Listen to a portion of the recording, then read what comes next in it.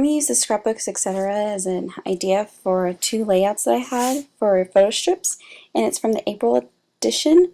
And I went on a trip to Notre Dame in Chicago, and I had tons of pictures, and I wanted to be able to put them all on one layout.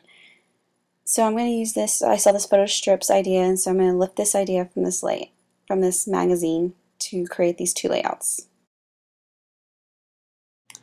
Okay, first I'm going to trim the brown chevron paper along the zigzags for both the top and the bottom. Well, the one piece I already had it cut into along the zigzags because I had used it for another layout. So I'm just going to trim along them, and then I will also ink all the papers throughout the layout.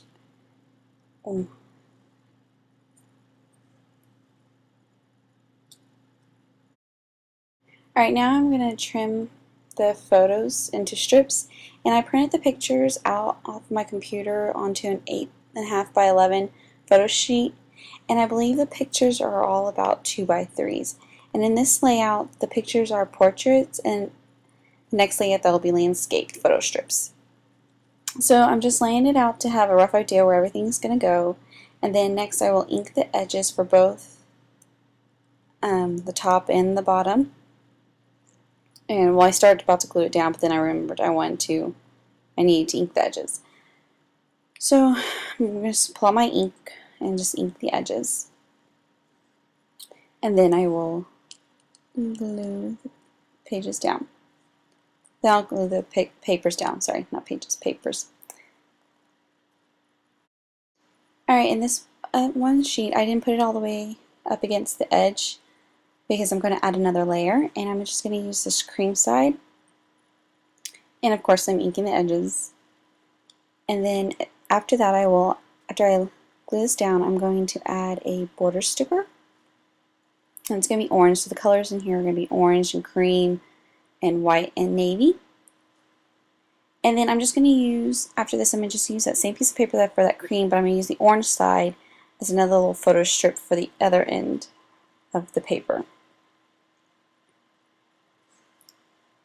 And again, I'm inking the edges. Now I'm just going to glue down the photo strips after I ink the edges. And so I'm just going to glue them all down in the order that I had them laid out earlier. And I'm just going to kind of offset them a little bit just to give it a little bit more detail. Okay, now I'm going to add my embellishments, and I'm going to keep them to a minimum. And so I'm going to sew buttons on, and because this is a busy layout with the photos, I did not want a lot of embellishments, and the buttons are a nice touch to it, and they also give it a little bit of dimension. And I'm going to sew them on to keep them in place, and I will later mark and poke holes where the buttons will go. So I'm just seeing where I wanted to lay them out on my layout before I glue them on. And after I decide that, I am going to start with my title. Okay, here I pulled out the letter stickers that I wanted to use. I'm just kind of making sure that I had all the letters I need to spell out Chicago. So, and I'm going to cover a little bit of my pictures with the title, but I'm okay with it because the pictures are still noticeable and it's not covering a lot of detail in the pictures. And I'm going to use these larger letter stickers. They're a corrugated brown, and I can't remember who they're from right now. But anyways, and I'm going to spell the word Chicago because that's where I was, and I wanted that to pop up more emphasized than when I pull out the smaller letter stickers for the word touring. So the title is going to be Touring Chicago, but I wanted Chicago to be the emphasis in this layout because that's where I was at. So now I'm just going to be spelling out touring, and I usually, if I do it, put the title down backwards like I am here. I usually write it off to the side because I have been known to misspell when I spell it backwards. So I'm just going to keep laying down the title, and then I will go back and punch the holes or poke the holes for the buttons and sew them on.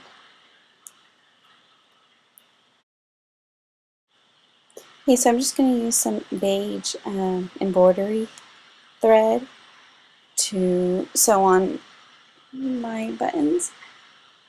And on these, I wanted to keep I didn't want the ends of the thread to be shown, so I'm just keep them on the back. And sometimes when I do that, I will also help to keep it secure there. I'll tape them down too. I'll tie it in on C, and then I'll tape them down later on. So then, like, after I finish doing all that, I will add my journaling. I'm just going to use my white pen, and first I always test it on the other side because sometimes it takes a while for it to flow. But as I'm finishing writing my journaling, I will have a picture of this finished layout at the end of this video. And so next I will move on to the other layout Alright, this is the start of my next layout, and these pictures are in landscape, and again I printed it out at home on my off my computer onto 8.5 by 11 sheet. And there are more photo strips in this layout than the other one, so it was a challenge trying to fit them all onto the layout. Okay, and the papers I pulled are to match the colors of Notre Dame, which are blue and gold with a touch of a green. And I'm laying out the photo strips to get a rough idea of how they will fit onto this light green paper, because I'm going to use this as my photo mat, which I just trimmed down, and I will ink the edges with black soot.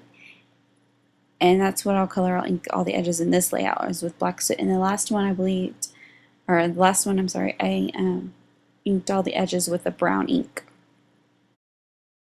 As I glue this paper down, I'm just going to offset it a little bit. And then I am going to pull out my border punch and punch this blue and white stars paper. And I'll ink the edges again. Like I said, I'll ink all the edges of the paper. I'm going to glue it behind that photo mat just to create layers, and I'm going to do it on the top and the bottom. So, and in this layout I'm going to use, there's going to be a lot of layering just because that's the way it just kind of fit with the large amount of photos. So that's pretty much going to be my embellishments. And then I'm just going to trim off the little extras that are hanging up over the edge. Okay, I'm going to do the same thing with this yellow paper using a notebook border punch, and I'm going to, once I trim it, I'm going to ink the edges and crinkle it and just to give it some texture and look like it was pulled kind of out of a notebook. And I'm going to continue layering throughout the process with more paper strips and border stickers. Alright, next I'm going to pull out my tab punch to create a different type of layering on here. And I believe I will add the date to this tab later on at the end. Now I've pretty much added all the different layers I wanted to on here, and I'm going to ink the edges of all the photo strips,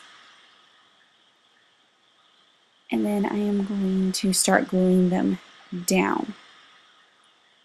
And I'm just going to use a non-permanent glue runner because I was using that just in case if I had to move them around, in which I ended up doing, because I first started putting photos out of order, as you see there, and then I have to adjust them too because they just all didn't quite fit into that photo mat. Okay, finally I'm going to add my title using chipboard letters for some dimension in this layout. And I'm using the wax paper to position the letters just so I can see how they'll fit on here. And since I don't have the plastic packaging wrap that most letter stickers come in, or at least the thicker chipboard letters or thickers come in that I normally use to see here my positioning. And anyways, I got this idea from Mercy Tiaras, I believe that's how you say it. It's YouTube page.